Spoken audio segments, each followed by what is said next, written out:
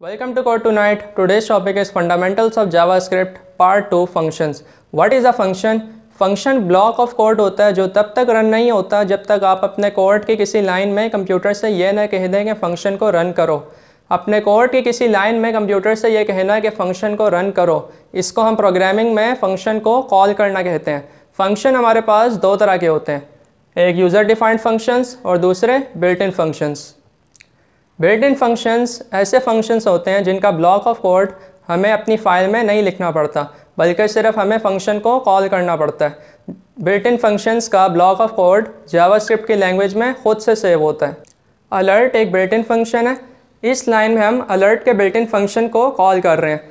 किसी भी फंक्शन को हम जहाँ पर कॉल करते हैं वहाँ आप देख सकते हैं कि पैरेंथेसिस होते हैं। इन पैरेंथेसिस के बीच में कुछ भी लिखने को हम प्रोग्रामिंग में फंक्शन में आर्गुमेंट पास करना कहते हैं।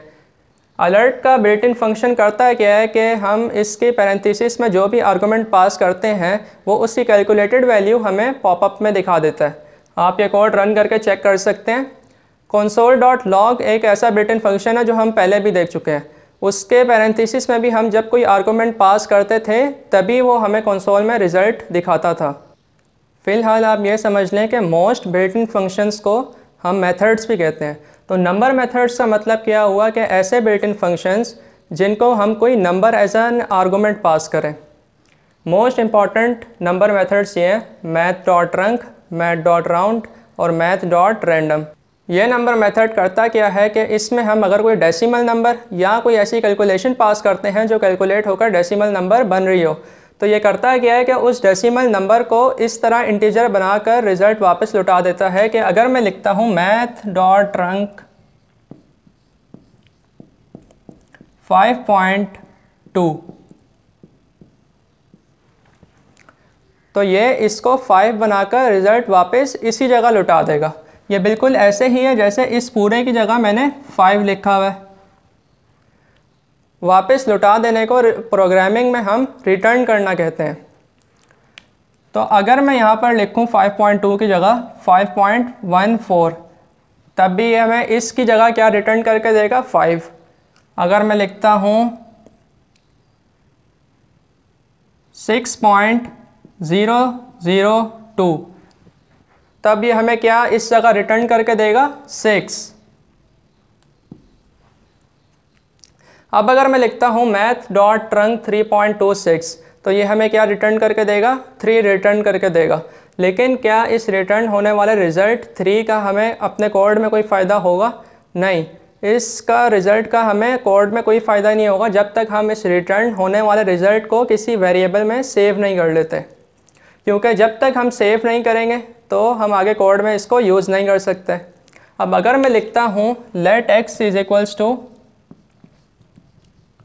math.rank 3.26 तो अब क्या हो रहा है, x में सेव क्या हो रहा है, math.rank 3.26 का रिटर्न किया हुआ रिज़ल्ट 3x में सेव हो रहा है। इसके नीचे वाली लाइन में आप console.log x करके चेक कर सकते हैं, कंसोल में आपको x की वैल्यू 3 दिखाएगा। अब ये 3 लाइंस ऑफ कोड मैंने लिखी हुई हैं। आपके ख्याल में console.log x का रिज़ल्ट हमें कंसोल में क्या मिलेगा, 5.42 मिलेगा या 5 मिलेगा? क्योंकि x पर तो हम math.rank लगा रहे हैं, कंसोल में हमें x की वैल्यू 5.42 ही मिलेगी। क्यों? क्योंकि math.rank x का मतलब है math.rank 5.42 और math.rank 5.42 हमें 5 रिटर्न करके देगा। लेकिन उस 5 को हमने x की वैल्यू में सेव भी तो करना है। तो math.rank x या math.rank 5.42 के रिटर्न किए हुआ रिज़ल्ट 5 को x में सेव करने के लिए हम x की वैल्यू को अपडेट करेंगे। वही प्रीवियस वीडियो वाला कॉन्सेप्ट है कि लेफ़्ट साइड पर जो हमारा x है वो अपडेट हो रहा है और राइट साइड पर जो x है उसका क्या मतलब है, previous value of x।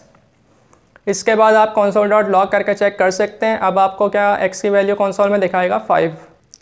Next built in function is math.round। math.round करता क्या है कि आप इसमें अगर कोई डेसिमल नंबर या कोई ऐसी कैलकुलेशन पास करते हैं जो कैलकुलेट करके डेसिमल नंबर बन रही हो तो ये उस डेसिमल नंबर को राउंड ऑफ करके रिटर्न कर देता है। math.random एक स्पेशल बिल्ट इन फंक्शन है जिसे हमें कोई आर्गुमेंट पास करने की ज़रूरत नहीं होती। अब x में अगर मैं सेव कर रहा हूँ math.random का रिटर्न किया हुआ रिज़ल्ट, तो x में क्या सेव हो रहा होगा, 0 से लेकर 1 तक एक लंबा चौड़ा decimal number random decimal number x में सेव हो रहा होगा। आप बार बार अपने ब्राउज़र को रिफ़्रेश करके कंसोल में x की वैल्यू देख सकते हैं। एक रैंडम लंबा चौड़ा नंबर होगा 0 से लेकर 1 के बिटवीन। यूज़र डिफाइंड फंक्शंस ऐसे फंक्शन होते हैं जिनका ब्लॉक ऑफ कोड हमें अपनी फ़ाइल में लिखना पड़ता है और साथ ही साथ फंक्शन को कॉल भी करना होता है। ब्लॉक ऑफ कोड को अपनी फ़ाइल में लिखने का मतलब है फंक्शन को डिफ़ाइन करना। हम वेरिएबल्स को डिफ़ाइन करना देख चुके हैं, लेकिन फंक्शन को डिफ़ाइन करने का सिंटेक्स थोड़ा सा अलग होता है। जिस तरह वेरिएबल का नाम हम अपनी मर्ज़ी से रख रहे थे, इसी तरह यूज़र डिफाइंड फंक्शंस का नाम भी हम अपनी मर्ज़ी से रख सकते हैं। जो रूल्स वेरिएबल नेम के लिए फॉलो हो रहे थे, वही rules user defined function name के लिए फॉलो होंगे। अब अगर मैं रन के नाम से एक यूज़र डिफाइंड फंक्शन को डिफ़ाइन करना चाहूँगा तो मैं लिखूँगा function run parenthesis curly braces. इस कोड को कंसीडर करें, हमने ABC फंक्शन को डिफ़ाइन किया है, उसके बाद हम console.log कर रहे हैं 0 को और फिर कॉल कर रहे हैं ABC फंक्शन को। अब क्वेश्चन ये है कि कंसोल में हमें पहले 4 दिखेगा बाद में 0 या पहले 0 दिखेगा बाद में 4। उसूलन तो console.log 4 वाली लाइन पहले चलनी चाहिए, तो इसको दिखाना चाहिए 4 0। लेकिन फंक्शन डेफिनेशन अगर आप याद करें तो फंक्शन ऐसा ब्लॉक ऑफ कोड होता है जो तब तक रन नहीं होता जब तक आप उसे कॉल ना कर लें। तो जब computer line by line execution कर रहा होगा हमारे कोड की, तो इस फंक्शन के ब्लॉक ऑफ कोड को स्किप कर देगा और हमारा console.log 0 वाली लाइन को रन कर देगा, तो कंसोल में 0 चला जाएगा। उसके बाद वाली लाइन में हम ABC फंक्शन को कॉल कर रहे हैं। ABC फंक्शन को कॉल कर रहे हैं तो ABC फंक्शन का जो ब्लॉक ऑफ कोड है वो रन होना स्टार्ट हो जाएगा। चूँकि उसमें एक ही लाइन है console.log 4, तो हमें कंसोल में पहले 0 दिखेगा, उसके बाद 4। एक बात और गौर में रहे कि जब हम किसी फंक्शन को कॉल करते हैं तो सिर्फ उसी फंक्शन का ब्लॉक ऑफ कोड ऊपर से नीचे तक लाइन बाय लाइन रन होता है। उस ब्लॉक ऑफ कोड के अलावा बाहर की कोई लाइन रन नहीं होती। तो अगर मैं यहाँ पर ABC को कॉल कर रहा हूँ तो सिर्फ ABC फंक्शन का block of code line by line run होगा, उसके अलावा बाहर की कोई लाइन हमारे ABC फंक्शन को कॉल करने की वजह से रन नहीं होगी। अगर आप किसी यूज़र डिफाइंड फंक्शन को अपनी फ़ाइल में डिफ़ाइन करें ही नहीं और उसे कॉल करें तो इस केस में आपको एरर मिलेगा। हमने ये देखा था कि किसी वेरिएबल को डिफ़ाइन करने से पहले अगर हम उसका यूज़ करते हैं तो हमें एरर मिलता था, लेकिन जावास्क्रिप्ट में यूज़र डिफाइंड फंक्शंस की ये ख़ासियत होती है कि आप इसे ऊपर डिफ़ाइन कर दें या नीचे डिफ़ाइन कर दें। आप पहले कॉल कर दें अपनी फ़ाइल में फ़ंक्शन को और बाद में डिफ़ाइन कर दें, या जहाँ मर्ज़ी आप डिफ़ाइन कर दें, बस यूज़र डिफाइंड फंक्शन आपका डिफ़ाइन होना चाहिए, तो आपको किसी भी केस में एरर नहीं मिलता। ओके, X में सेव कर रहा हूँ मैं 5, Y में सेव कर रहा हूँ 2 और फिर रन हो रहा है ABC फंक्शन। ABC फंक्शन में हम console.log कर रहे हैं x multiply by y। x था हमारा 5, y था 2, तो कंसोल में 10 चला जाएगा। उसके बाद y की वैल्यू अपडेट करके कर रहे हैं 3। अब ABC फंक्शन वाला हमारा फंक्शन जो है वो यहाँ पर कंप्लीट हो चुका है, तो अब हमारा कंप्यूटर नेक्स्ट लाइन रन करेगा और वो है XYZ फंक्शन को कॉल करेगा। XYZ फंक्शन जब कॉल होगा तो इसमें console.log है x multiply by y। x था हमारा 5 और y अपडेट होकर हो चुका था हमारा 3, तो 5 मल्टीप्लाई 3 15 कंसोल में चला जाएगा। सबसे पहले तो ये समझ लें कि जहाँ पर हम किसी फंक्शन को कॉल करते हैं तो उसके पैरेंथेसिस में कुछ लिखने को हम आर्गूमेंट पास करना कहते हैं, लेकिन जहाँ पर फंक्शन डिफ़ाइन हुआ होता है उसके पैरेंथेसिस में अगर कोई वेरिएबल का नाम लिखा हो, जैसे इस केस में a लिखा हुआ है, तो इसको मैं क्या कहूँगा, पैरामीटर कहूँगा। तो हम पहले x में सेव कर रहे हैं 5, y में सेव कर रहा हूँ मैं 0, फिर मैं कॉल कर रहा हूँ डबल का function x as an argument pass करते हुए। तो होता है क्या है कि ये जो हमारा पैरामीटर है इसको आर्गूमेंट की वैल्यू असाइन हो जाती है। अब आर्गूमेंट हमने क्या पास किया था, x की वैल्यू क्या थी 5, तो a में क्या सेव हो जाएगा, a में 5 सेव हो जाएगा। अब जब ये वाला फंक्शन रन हो रहा होगा तो y इज इक्वल टू, मैं अपडेट करके कर रहा हूँ y को a मल्टीप्लाई बाय 2। a हमारा हो गया था 5, y में अपडेट होकर हो जाएगा 10। उसके बाद ये वाला फंक्शन डबल कंप्लीट हो जाएगा, फिर ये इस लाइन पर जाएगा हमारा कंप्यूटर, तो console.log कर रहे हैं y को, y की वैल्यू क्या थी 10। अगले एग्जांपल पर देखते हैं। x पे मैं सेव कर रहा हूँ 5, y में कर रहा हूँ 3, z में कर रहा हूँ 0। और फिर कॉल कर रहा हूँ यूज़र डिफाइंड फंक्शन मल्टीप्लाई को, और आर्गूमेंट्स इसमें दो पास कर रहा हूँ, एक x दूसरा y।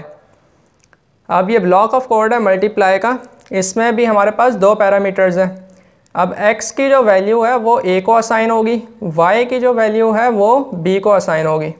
सीक्वेंस से होता है, पहले आर्गूमेंट की वैल्यू पहले पैरामीटर को असाइन होती है, दूसरे आर्गूमेंट की वैल्यू दूसरे पैरामीटर को असाइन होती है, सो ऑन।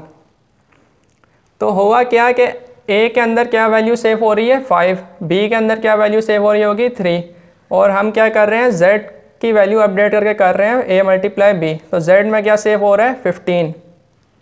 अब ये फंक्शन हमारा पूरा हो गया, तो अब हमारा कंप्यूटर इस लाइन पर आ जाएगा, console.log z करेंगे तो हमें मिलेगा 15। इस एग्जांपल में मैं ये बताना चाहूँगा कि हमारा जो पैरामीटर होता है उसका घर सिर्फ इस फंक्शन के अंदर अंदर तक होता है, उसकी मीनिंग सिर्फ इस फंक्शन के अंदर अंदर तक होगी।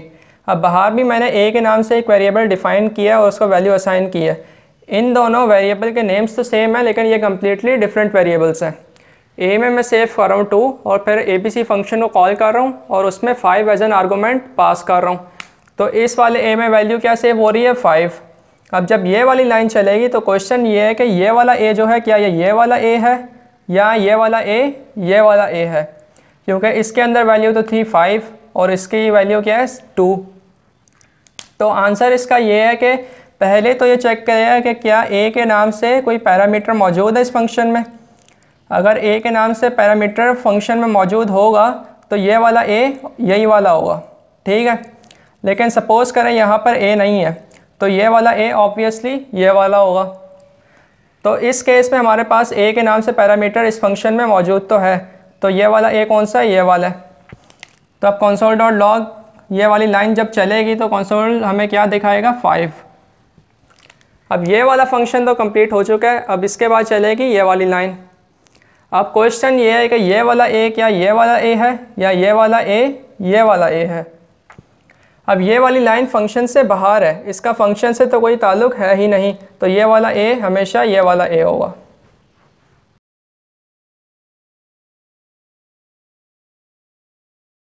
इस एग्जाम्पल में मैं ये बताना चाहूँगा कि हमारा जो आर्गूमेंट होता है और हमारा जो पैरामीटर होता है उनके नेम्स हम सेम रख सकते हैं, क्योंकि पैरामीटर का नेम तो हम अपनी मर्ज़ी से रखते हैं।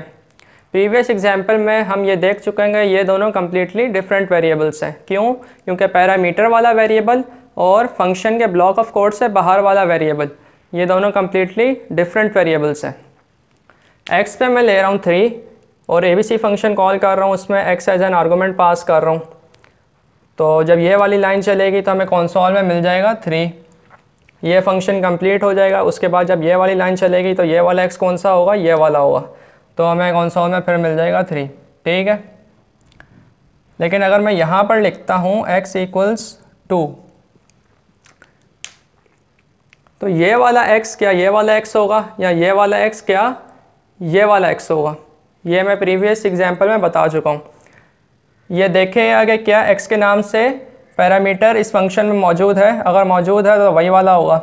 तो ये वाला x कौन सा है, ये वाला है, तो इसकी वैल्यू थी 3, तो अब अपडेट होकर हो गई 2, ठीक है। अब जब ये वाली लाइन चलेगी तो इसमें भी ये वाला x क्या करेगा, ये वाला x क्या ये वाला x होगा या ये वाला x जो है हमारा ये वाला होगा, वही बात हो जाएगी। फिर भी क्या कि ये वाला चेक करेगा कि x के नाम से कोई पैरामीटर मौजूद है, हाँ x के नाम से पैरामीटर तो मौजूद है, उसकी वैल्यू क्या थी 3, लेकिन हमने उसको अपडेट करके क्या कर दिया था 2।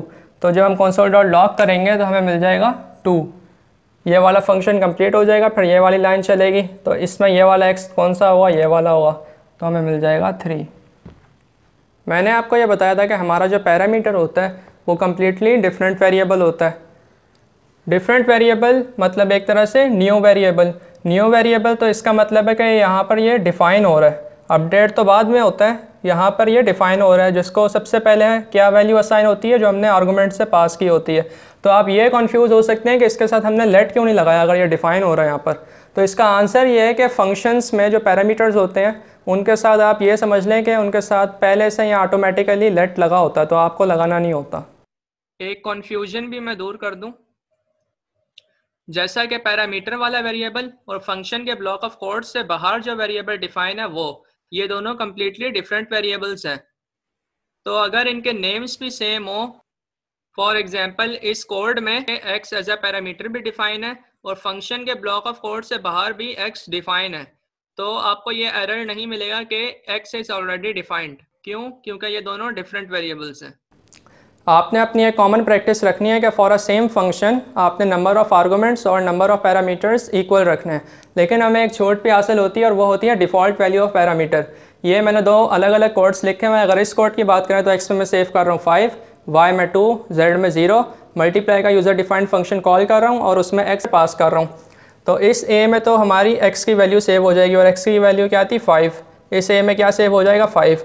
लेकिन यहाँ पर आप देखेंगे मैंने एक एक्स्ट्रा पैरामीटर भी लिया हुआ है। एक्स्ट्रा पैरामीटर क्यों? क्योंकि इसके साथ का आर्गूमेंट पास नहीं हुआ, तो इसको मैंने डिफ़ॉल्ट वैल्यू दी हुई है। तो जहाँ पर भी किसी पैरामीटर का आर्गूमेंट पास ना हुआ हो तो उसको आपको डिफ़ॉल्ट वैल्यू देना लाजमी है। तो ए में हो गया था हमारा 5, बी में हो गया 3। जब ये वाली लाइन चलेगी, जेड को हम अपडेट कर रहे हैं तो जेड में सेव हो जाएगा 15। ये फंक्शन कंप्लीट हो गया। इसके बाद ये वाली लाइन चलेगी तो आप कंसोल में देख सकते हैं आपको 15 दिखा देगा। जहाँ तक इस कोड की बात करें तो पूरे का पूरा वही वाला कोड है, लेकिन मैंने क्या किया है कि आर्गूमेंट्स और पैरामीटर्स के नंबर इक्वल रखे हैं, लेकिन तब भी मैं डिफ़ॉल्ट वैल्यू यूज़ कर रहा हूँ। तो अब क्या हो रहा है, ए में तो सेव हो जाएगा एक्स की वैल्यू और एक्स की वैल्यू थी 5। अब बी की मैंने डिफ़ॉल्ट वैल्यू भी ली हुई है और बी के साथ का मैंने आर्गूमेंट भी पास किया हुआ है। तो हुआ क्या है कि बी की डिफ़ॉल्ट वैल्यू जो होगी वो इग्नोर हो जाएगी, ठीक है। और y की वैल्यू क्या थी, हमने पास की थी 2 है, तो b में क्या सेव हो जाएगा 2। तो z में क्या सेव हो जाएगा फिर 10। ये वाला फंक्शन कंप्लीट होगा, console.log z करेंगे तो आपको 10 मिल जाएगा। x में मैं सेव कर रहा हूँ 5, y में सेव कर रहा हूँ डबल का रिटर्न किया हुआ रिज़ल्ट। हम बिल्ट इन फंक्शंस का रिटर्न किया हुआ रिजल्ट तो समझ चुके हैं, लेकिन डबल क्या है, यहाँ पर एक यूज़र डिफाइंड फंक्शन है, तो इसको भी देख लेते हैं। डबल में मैं x एज एन आर्गूमेंट पास कर रहा हूँ, तो इस p को क्या वैल्यू असाइन हो रही है 5। अब मैं रिटर्न क्या कर रहा हूँ, p मल्टीप्लाई बाई 2 मतलब 10। रिटर्न कहाँ होता है, अगर आपको बिल्ट इन फंक्शंस का याद हो तो रिज़ल्ट रिटर्न वहीं पर होता है जहाँ पर आपने फंक्शन कॉल किया होता है। तो ये 10 कहाँ पर रिटर्न करेगा, जहाँ से फंक्शन कॉल हुआ है। ये बिल्कुल ऐसे ही है जैसे इस पूरे की जगह क्या लिखा हुआ है 10। तो y में क्या सेव हो रहा है 10। नेक्स्ट लाइन चलेगी, कंसोल में आपके 10 चला जाएगा, फिर फंक्शन को स्किप कर देगा। फिर z को मैं क्या सेव कर रहा हूँ, z में डबल का फंक्शन दोबारा कॉल कर रहा हूँ और y उसमें एज एन आर्गूमेंट पास कर रहा हूँ। y की वैल्यू हो गई थी हमारी 10, तो इस p को क्या साइन हो रहा है 10। रिटर्न कर रहा हूँ मैं p मल्टीप्लाई बाई 2 मतलब 20, और ये रिटर्न का होगा जहाँ से फंक्शन कॉल हुआ है। ये बिल्कुल ऐसे ही है जैसे यहाँ पर मैंने क्या लिखा हुआ है 20, z में सेव हो रहा है 20। नेक्स्ट लाइन में console.log कर रहे हैं z को, तो 20 चला जाएगा कंसोल में। एक बात पर गौर करेंगे, जब ये वाली लाइन चल रही थी और डबल का फंक्शन कॉल हुआ था, तो जब तक डबल का फंक्शन कंप्लीट नहीं हो गया था और y में 10 सेव नहीं हो गया था, तब तक कंप्यूटर हमारा नेक्स्ट लाइन पर नहीं गया था। तो ये ऐसे ही होता है, जब तक एक लाइन कम्प्लीटली रन नहीं हो जाती दूसरी लाइन पर कंप्यूटर नहीं जाता। यहाँ पर मैं आपको फंक्शंस की इंपॉर्टेंस के बारे में बताना चाहूँगा। फंक्शंस के मेन दो पर्पज़ होते हैं, एक तो ये कि ये कोड को क्लीन रखते हैं, दूसरा ये कि ये रेपिटेशन से बचाते हैं। रेपिटेशन क्या मतलब कि यहाँ पर आप देखेंगे मैंने एक ही फंक्शन को 2 बार कॉल किया, मतलब मैंने एक ही फंक्शन को 2 बार यूज़ किया। और यहाँ तो मैं सिर्फ एक लाइन है मेरे फंक्शन में, लेकिन सपोज़ करेंगे ये एक लाइन नहीं होती, 50 लाइनें होती और मैं अपना फंक्शन यूज़ नहीं कर रहा, तो मुझे y के लिए भी 50 लाइनें लिखनी पड़ती, z के लिए भी 50 लाइनें लिखनी पड़ती। तो फंक्शन हमें ये सहूलत दे देता है कि हम वो 50 लाइनें एक ही बार उसके अंदर लिख दें और जब दिल करे हम फंक्शन को कॉल कर लें। आप ये सोच रहे होंगे कि मैंने अपना फंक्शन 2 बार कॉल किया है और आपको ये भी पता है कि ये पैरामीटर जो होता है यहाँ पर ये डिफ़ाइन हो रहा होता है, तो मैंने 2 बार कॉल किया तो ये 2 बार डिफ़ाइन हो रहा है और उसको 2 बार वैल्यू असाइन हो रही है। तो ये 2 बार डिफ़ाइन कैसे हो रहा है, इसका आंसर ये है कि जब फंक्शन एक बार चल के कंप्लीट हो जाता है तो फंक्शन आप ये समझ लेंगे एक तरह से फ्रेश हो जाता है, न्यू हो जाता है। पैरामीटर भी उसका फ्रेश हो जाएगा और पैरामीटर भी उसका न्यू हो जाएगा, खाली हो जाएगा। इस कोड को देखें, इसमें मैंने ABC फंक्शन को 2 बार कॉल किया है। आप ये तो समझ गए हैं कि जब फंक्शन एक बार चलकर कंप्लीट हो जाता है तो वो फ्रेश हो जाता है, न्यू हो जाता है, उसके पैरामीटर्स भी फ्रेश हो जाते हैं। इस वजह से फंक्शन को 2 बार कॉल करने पर भी पैरामीटर्स एरर नहीं देते।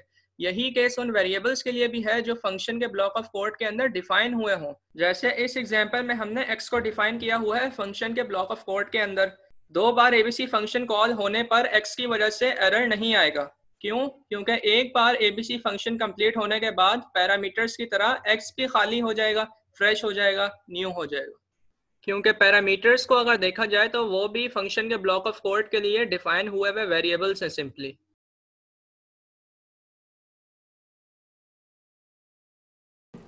नेस्टेड फंक्शंस का मतलब है एक फंक्शन के अंदर एक और फंक्शन।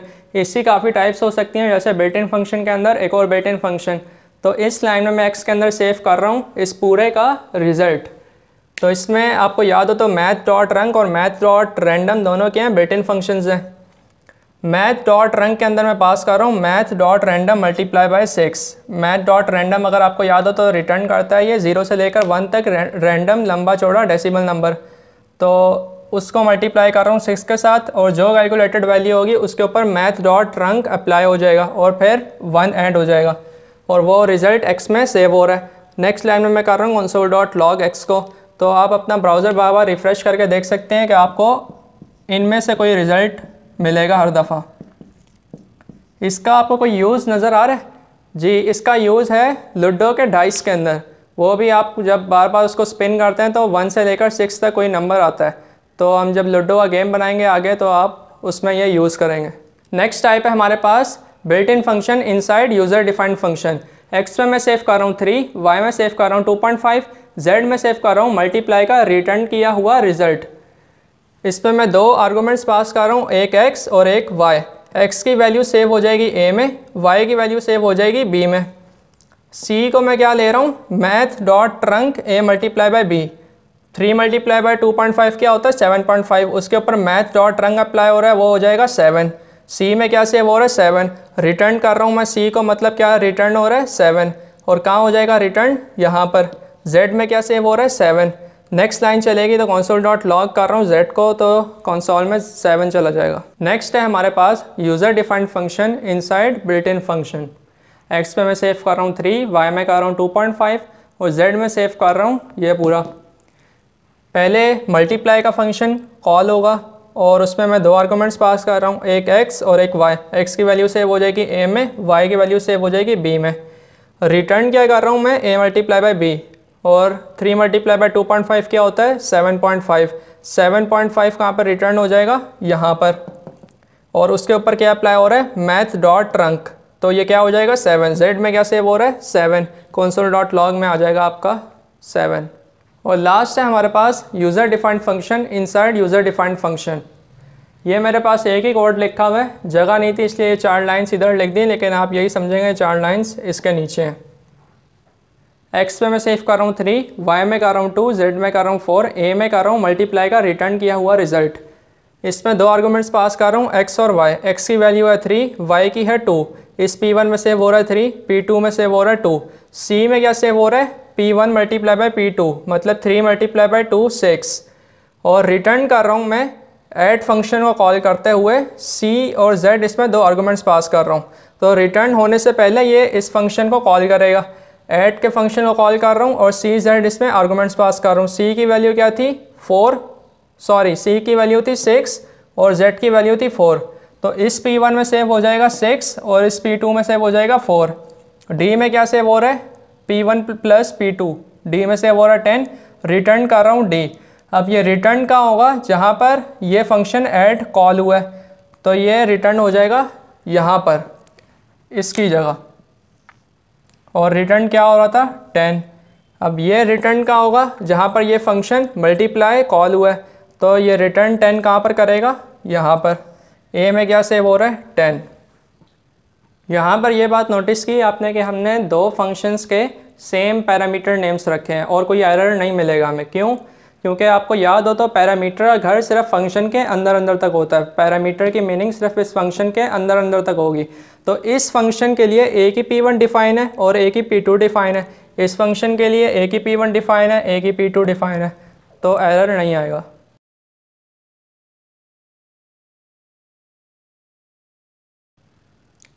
अभी तक हमने 2 टाइप्स के फंक्शन पढ़े हैं, यूज़र डिफाइंड फंक्शंस और बिल्ट इन फंक्शंस। ये एक स्पेशल टाइप का फंक्शन है अनोनिमस फंक्शन। अनोनिमस फंक्शन का मतलब क्या है कि ऐसा फंक्शन जिसका कोई नाम ना हो। यहाँ पर आप देख सकते हैं कि मैंने सिंटेक्स तो पूरा फंक्शन वाला ही लिखा है और लेकिन मैंने इसको कोई नाम नहीं दिया। तो ये पूरा क्या है, ये एनोनिमस फंक्शन है। अब सवाल ये बनता है कि जब मैंने फंक्शन में कोई नाम नहीं दिया तो मैं फंक्शन को कॉल कैसे करूँगा। तो आप ये देखें कि मैंने फंक्शन को वेरिएबल के अंदर सेव किया हुआ है। इस x के अंदर ये फंक्शन सेव हो रहा है। सिर्फ नंबर नहीं सेव हो सकते, वेरिएबल्स के अंदर फंक्शंस भी सेव हो सकते हैं। एनोनिमस फंक्शन किसी वेरिएबल के अंदर सेव हो सकता है। तो अब हम ये कह सकते हैं कि x जो है वो नाम पड़ गया है एनोनिमस फंक्शन का। इस एनोनिमस फंक्शन का कोई नाम नहीं था और इसका नाम अब क्या पड़ गया x, क्योंकि x के अंदर क्या सेव हो रहा है, ये फंक्शन। तो अब मैं y को ले रहा हूँ और x को कॉल करते हुए इसके अंदर दो आर्गूमेंट्स पास कर रहा हूँ 3 और 2। तो होगा क्या कि ये a को क्या असाइन हो जाएगा 3, b को क्या असाइन हो जाएगा 2 और रिटर्न क्या कर रहा है ये a मल्टीप्लाई बाई b मतलब 6 और रिटर्न का होगा जहाँ से ये फंक्शन कॉल हुआ है। यहाँ पर y की वैल्यू में क्या सेव हो जाएगा 6। console.log करके चेक कर सकते हैं। और लास्ट बात है हमारी स्कोप के हवाले से। ABC फंक्शन को कॉल कर रहा हूँ, उसमें a में सेव हो रहा है 4। ये लाइन कंप्लीट हो गई, फंक्शन को स्किप कर देगा। console.log कर रहा हूँ a को। आप कंसोल में चेक कर सकते हैं, आपको एरर मिलेगा a इज़ अनडिफाइंड। क्यों, ऐसा क्यों हुआ?